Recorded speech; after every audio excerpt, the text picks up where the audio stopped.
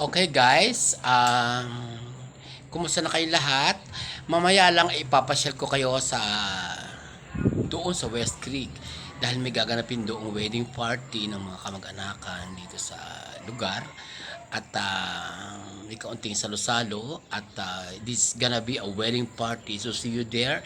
We're going live tonight. Ayan, antabayanan ninyo ang mga kaganapan at para makita na rin natin ang bahay ni bagong kapitan. Ayan, para makapasyal-pasyal din naman kayo at alam ko naman ang iba sa inyo ay mga nasa bahay din lang at nakatunganga liga.